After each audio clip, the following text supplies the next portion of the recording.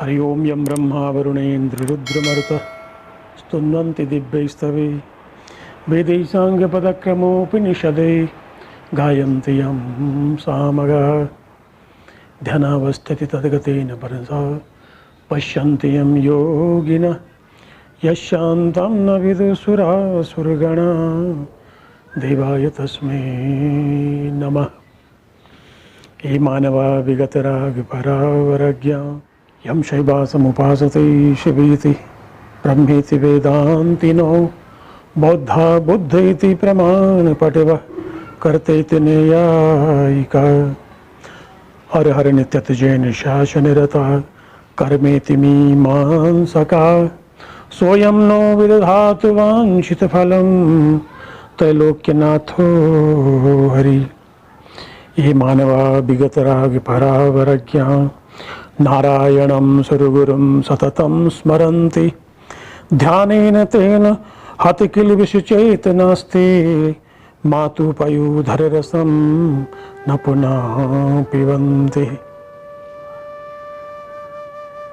आप सबको जय श्री कृष्ण। मैं रुड़की से आचार्य रमाकांत बडोला। आइए 20 सितंबर से आश्विन कृष्ण पक्ष महालय श्राद्ध पक्ष प्रारंभ हो रहा है। थोड़ा सा श्राद्ध के विषय में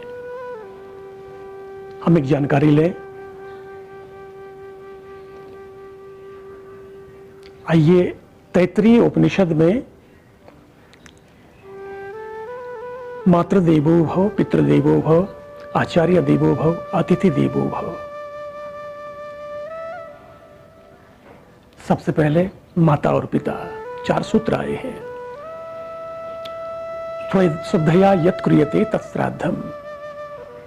हम श्रद्धा और अंतर्मन के भाव से जो भी करते हैं, दिवंगत पितरों को निमित्त बना करके शास्त्र में उसको श्राद्ध कहा गया है।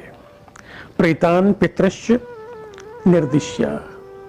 दिवंगत अपने आत्मजनों को उनके निमित्त जो भी उनको प्रिय भोज्य पदार्थ इत्यादि और ब्राह्मण को आमंत्रित करके जो भी प्रिय पदार्थ हैं जब उनको हम देते हैं पितरों को निमित्त करके, तो उसको श्राद्ध कहा गया है। श्रद्धया यत् क्रियते तत्श्राद्धम। श्रद्धा के साथ में, अटूट श्रद्धा के साथ में जो हम करते हैं पितरों को निमित्त बना करके, उसको श्राद्ध कहा गया है। अब यहां पर इतना समय नहीं, बहुत विस्तार में श्राद्ध का विषय बड़ा गूढ़ है। जनसाधारण के लिए हमको लाभ मिले दिवंगत पितरों का, शास्त्रों में आया है पितरों में देवताओं से 10 गुना ज्यादा तेज और शक्ति होती है। इसलिए जो अपना सुखद मंगलमय भविष्य चाहते हैं, भले ही देवताओं का हम विस्मरण कर दें, लेकिन पितरों को हमेशा, अपने पूर्वजनों को, वंश परंपरा को हम कभी ना भूलें। श्राद्ध पक्ष कूर्म पुराण में आया है, ब्रह्म पुराण में आया है, श्रीमद् भागवत जी में आया है कि इन 15-16 दिनों के लिए भगवान यम उस दिव्य लोक से, पितृलोक से मुक्त कर देते हैं इन 15-16 दिनों के लिए कि जाइए अपने अपने उन ग्रहों में, उन घरों में जाइए, अपनी वंश परंपरा को देखिए।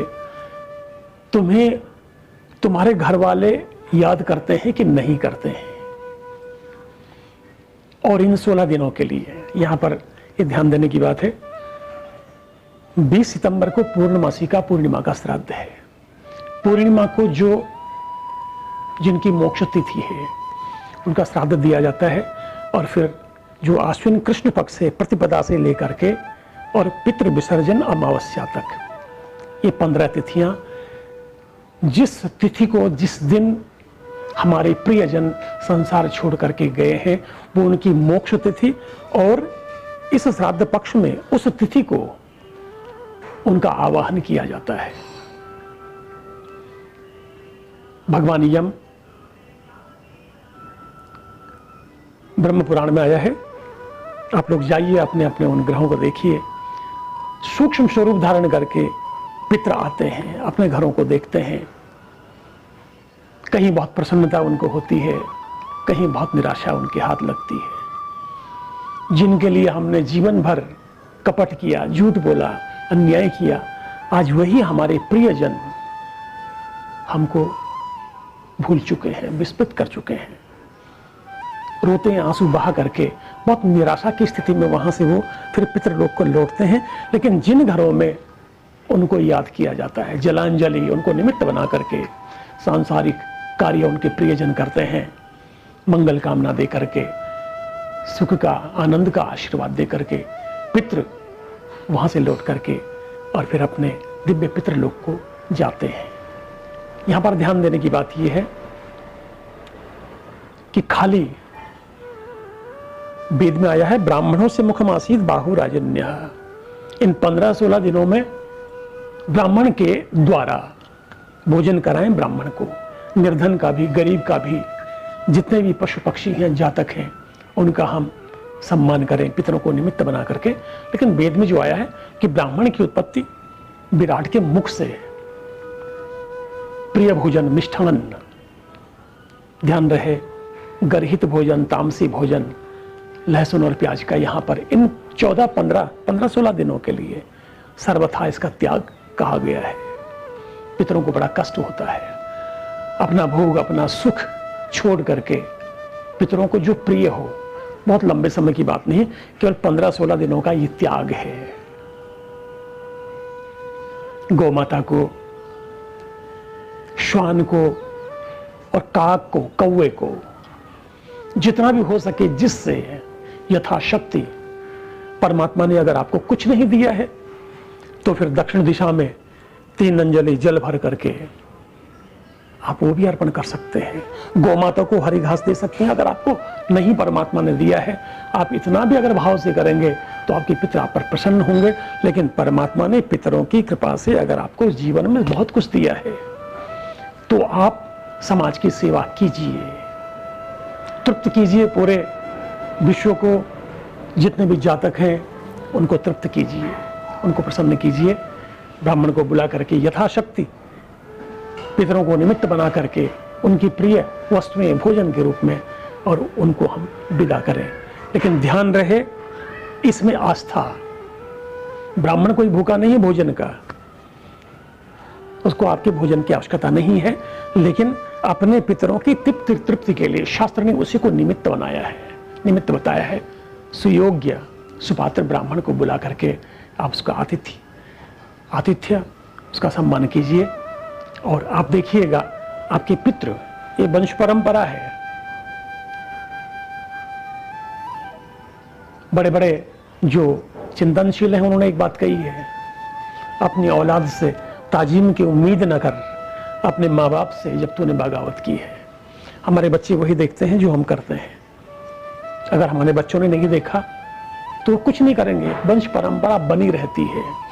और सबसे महत्वपूर्ण बात, दिवंगत आत्मजनों की तृप्ति के लिए ये श्राद्ध कर्म है, लेकिन ये उनके लिए है जिन्होंने जीवित अवस्था में अपने माता पिता की, वृद्धजनों की जिन्होंने सेवा की है। दिवंगत होने के बाद अब वो संसार में नहीं है, वही अपने पितृ प्रियजन हमारे द्वारा जलांजलि को, हमारे द्वारा दिए गए दान को स्वीकार करते हैं, जिन्होंने जीवित अवस्था में अपने माता पिता की, प्रियजनों की सेवा की है। खाली औपचारिकता नहीं है, माँ बाप मर गए, प्रियजन मर गए, उनके निमित्त हम करें, लेकिन जब तक वो जीवित थे हमने उनको आनंद नहीं दिया, उनको हमने सुख नहीं दिया। ये परंपरा है। समाज कैसे जीवित रह सके, ये परंपरा कैसे जीवित रह सके, तो जनसेवा का कार्य है। इन 15-16 दिनों के लिए यहां तक हमारे सनातन धर्म में कि जाले इत्यादि अगर घर के किसी कोने में हो तो उनको भी विश्राम दीजिए। जाले भी नहीं निकालने, क्यों? क्योंकि कोई कीट, कोई मकोड़ा छोटे छोटे सूक्ष्म जीव जंतु, जीव की तो परिभाषा 84 लाख योनियों में, किसी को हमारे किसी कर्म से कोई कष्ट न हो, इसलिए मौन भाव से परमात्मा का स्मरण करें। दिवंगत अपने जो प्रियजन है, पितृजन है, उनका स्मरण करें। पद्म पुराण में एक उल्लेख आता है, ब्राह्मण ही क्यों सुपात्र है इसके लिए। भगवान राम जब वनवास में है तो अपने पिता चक्रवर्ती सम्राट दिवंगत दशरथ जी महाराज का श्राद्ध कर्म करते हैं, और ब्राह्मण को जब सीता मैया ने देखा, सहम गई, चुपचाप किनारे छुप गई, एक ओट लेकर के कि मुझ पर किसी की दृष्टि ना पड़े। ब्राह्मण भोजन करके जा चुके। राम जी ने पूछा, सीता तुमने ये क्यों किया, ऐसे क्यों छुप गई? सीता जी ने कहा, प्रभु जिन महाराज ने मुझे 16 श्रृंगार में देखा, मैं वल्कल वस्त्र धारण किए हुए आभूषणों से बिल्कुल रिक्त हूं, और ब्राह्मण के रूप में मैंने महाराज दशरथ जी के दर्शन किए, उनको कितना कष्ट होगा मुझे इस रूप में देख करके। तो दिवंगत सूक्ष्म स्वरूप है पितरों का, और सूक्ष्म स्वरूप धारण करके हर गृहस्थ में आते हैं और देखते हैं हमारा स्मरण हो रहा है कि नहीं। तो ब्राह्मणों का एक सम्मान, निर्धन का सम्मान, पशु पक्षी जातक, हम मनसा वाचा कर्मणा, बोली बाणी से भी विचारों से भी हिंसा न हो, मन से भी और कर्म से भी कम से कम इन 15-16 दिनों के लिए हमारे पितर हमसे क्या चाहते हैं। और सबसे बढ़कर के भागवत जी में एक जगह वर्णन आता है, त्रिसप्त ही पिता पूता पितृ भी सहते नघा, यथ साधुस्य ग्रही जातो भगवान में कुल पावना। अच्छी संतान, कन्या हो चाहे पुत्र हो, जिस घर में है, पितृ उस घर में अपना आशीर्वाद निरंतर बनाए रखते हैं। वर्णनाता प्रहलाद जी कहते हैं कि मेरे पिताजी आपके बड़े शत्रु थे, प्रभु उनको सदगति देना। तो भगवान नरसिंह कहते हैं, तुम जैसा श्रेष्ठ पुत्र जिस घर में होता है बेटा, उस कुल की 7 पीढ़ियां, 21 पीढ़ियां, त्रिसप्त भी पिता पूता। ये समझने की बात है कि वो 21 पीढ़ियां कौन सी होती, 7 पीढ़ियां ससुराल पक्ष की, 7 पीढ़ियां मातृपक्ष की, 7 पीढ़ियां पितृपक्ष की, 21 पीढ़ियां पूर्ण आनंद में रहती हैं जिस घर में तुम जैसा श्रेष्ठ संतान संतति जन्म ले। हम अपने बच्चों को ये संस्कार दें, वंश परंपरा, हम शिक्षा दीक्षा तो देते हैं बच्चों को, लेकिन श्रेष्ठ मानव बन पाया है कि नहीं बन पाया है, जब तक उसने आचरण और संसार में ये संस्कार नहीं देखे, तब तक उसको हम श्रेष्ठ नहीं कह सकते हैं। वो अच्छा वैज्ञानिक बन सकता है, अच्छा डॉक्टर बन सकता है, अच्छा वकील बन सकता है, लेकिन अच्छा मनुष्य बना कि नहीं, जब तक हमारे जीवन में संस्कारों का प्रवेश न हो। श्राद्ध श्रद्धया यत् क्रियते तत्श्राद्धम, श्रद्धा प्रेम हमारे जीवन में नहीं है, हमारा जीवन पशु के समान है, पशुओं से भी बदतर है। पशु हमसे ज्यादा श्रेष्ठ है अगर हमारे जीवन में नियम नहीं है। 15-16 दिनों के लिए नियम, जो लोग कहते हैं कि हम नहीं रह सकते हैं, इतना पतन सनातन परंपरा में हम देखते हैं। बहुत से लोग मांस का भी परित्याग, अंडों का परित्याग नहीं कर सकते हैं। कोई बात नहीं, आया है, उपनिषदों में आया है, ईशावास्य मिदम सर्वत्र सर्वम यम किंचित जगत्याम जगत, ये सब हमारे लिए है, लेकिन हम त्याग कर सकें समय पर इन चीजों का, ये ध्यान रहे।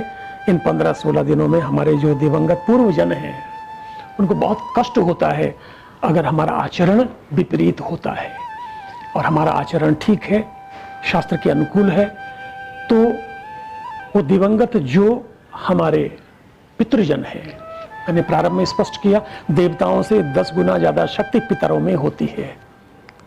आइए अत्यंत भाव से, एकाग्रता से पितरों से हम आशीष मांगे, वंश परंपरा हमारी चलती रहे। हे पितृजनों, हमको सद्बुद्धि दें और आपका हम ऐसे ही पावन स्मरण करते रहें। संसार की सेवा, निर्धन की सेवा, पशु पक्षी जातकों की सेवा, तुम्हारी कृपा से, तुम्हारे आशीर्वाद से ये सब हम करते रहें।